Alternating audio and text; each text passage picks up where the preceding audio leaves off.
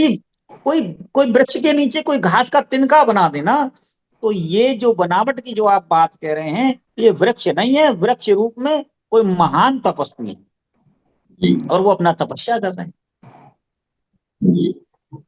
अ, अगला जो सवाल होगा वो इसी से जुड़ा हुआ है कि कई जगह मैंने पढ़ा भी है कि निधिवन में रात के समय प्रवेश लोगों का वर्जित होता है। तो इसके पीछे की क्या वजह है? ये भी कहा जाता है कि जो लोग वहां पर रात को रुके वो जिंदा नहीं बच पाए। तो इसके पीछे की क्या कहानी है? क्या आप इस पे कुछ बता पाएंगे? देखिए, ऐसा है कि भगवान को, जो निधिवन है वो भगवान का नित्य रास स्थल है। जी जो भगवान ने महारास किया था वो निधिवन में किया था। और ऐसी वर्तमान समय में इतना आसान नहीं है कि हम और आप इन मानवीय नेत्रों से भगवान का वो रूप देख सकें। जी ये जो है इसको लोग दूसरे अर्थ में लेते हैं कि हमने देखा और वो जिंदा नहीं बचा। ये एक ऐसी एक तथ्य है। यानी भगवान को इसको आप दूसरे रूप से समझिए।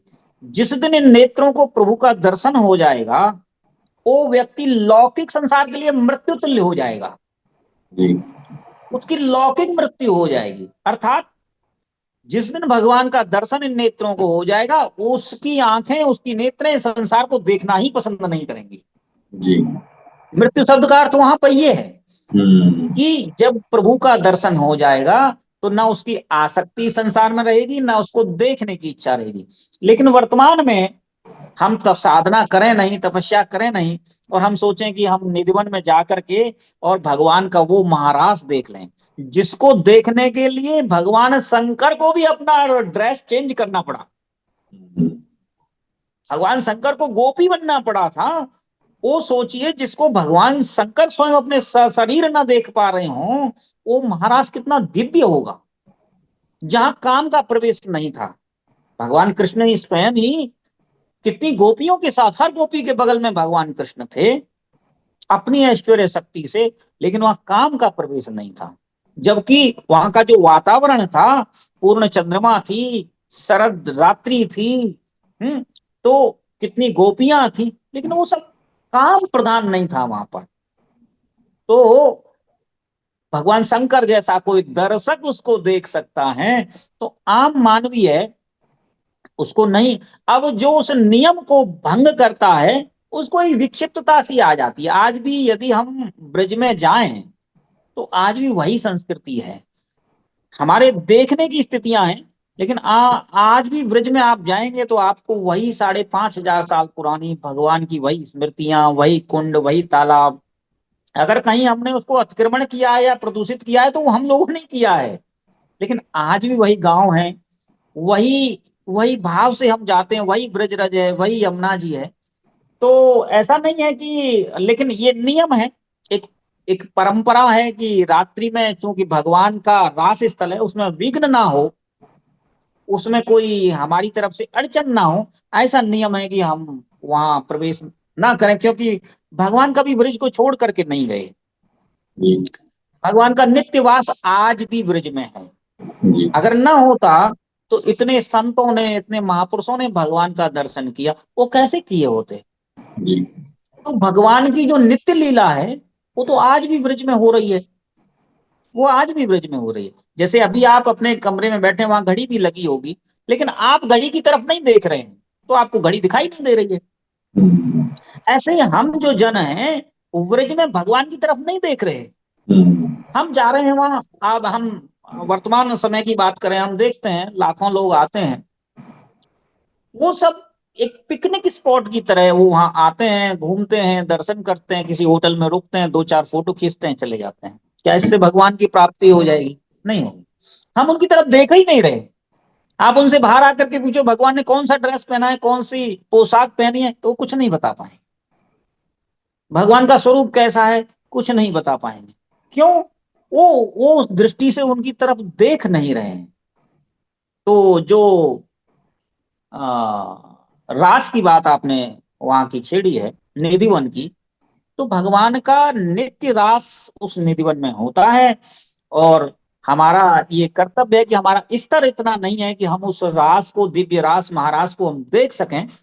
इसलिए विक्षिप्तता आती है। और जो उस नियम को भंग करता है, तो वो प्रभु वो उसको दंडित तो करते ही हैं। तो जी। इसलिए हमें उसमें नहीं जाना चाहिए।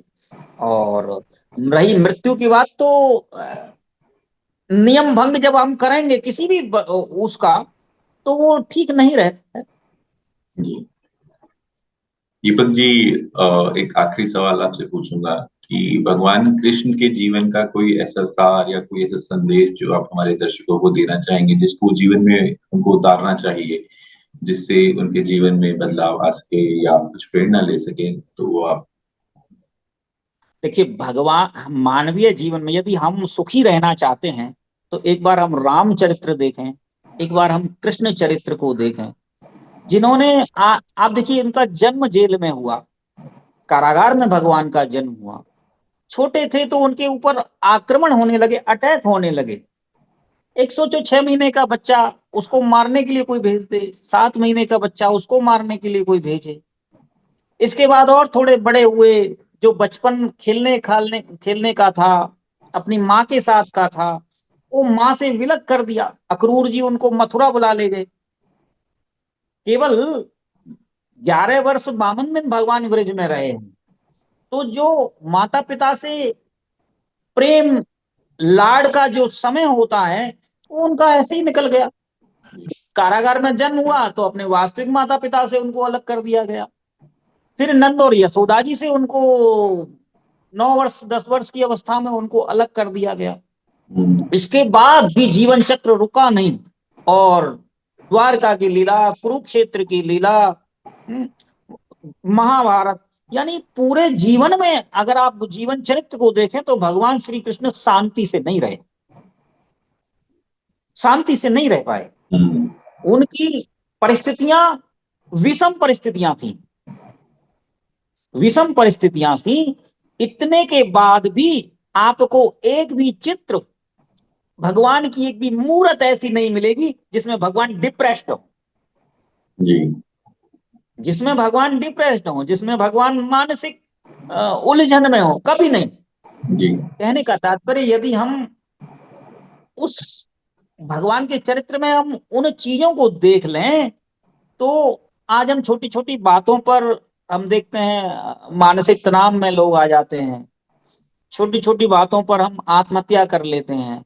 भगवान कृष्ण के चरित्र को देखो। हम्म। तो सबसे बड़ा संदेश यही है कि इसीलिए तो कहते हैं सत्संग करना चाहिए, इसीलिए कहते हैं कि रामचरित्र कृष्ण चरित्र ये सब पढ़ने योग्य हैं, मनन करने योग्य हैं। और इसीलिए हमारी जो सनातन भारतीय संस्कृति है, उसको उसको अपनाने का लाभ ये होता है कि हम कभी मानसिक जकड़न में नहीं आ सकते। तो हमारा संदेश तो यही है कि जितना हो ठाकुर का स्मरण किया जाए, उनका नाम जप किया जाए, उनके चरित्रों को पढ़ा जाए, मनन किया जाए, चिंतन किया जाए, तो ये जीवन वास्तव में सफल हो जाएगा। जितना हो अभक्ष्य पदार्थों का त्याग किया जाए, और जब समय मिले ठाकुर जी के धाम में, ठाकुर जी के चरणों में अपनी हाजिरी लगाई जाए, उनका नाम जप करिए, तो जीवन एकदम सार्थक हो जाएगा। जीवन जैसे जिया जाता है ऐसे ही जिया जाएगा। दीपक जी, बहुत बहुत धन्यवाद अपना समय देने के लिए। उम्मीद करते हैं कि भक्ति टाइम्स के दर्शकों को हमारी वीडियो से हमारे जो प्रश्न हैं उससे काफी ज्यादा जानकारी मिली है। अब अगर आपको वीडियो पसंद आया है तो वीडियो को लाइक करें, चैनल को सब्सक्राइब करें अगर आप नए हैं, और कमेंट जरूर करें, जरूर बताएं कैसा वीडियो आपको लगा है। और इसी तरीके की वीडियो हम आपके लिए और लेके आएंगे। धन्यवाद। धन्यवाद दीपक जी। राधे राधे। धन्यवाद। राधे राधे। राधे राधे।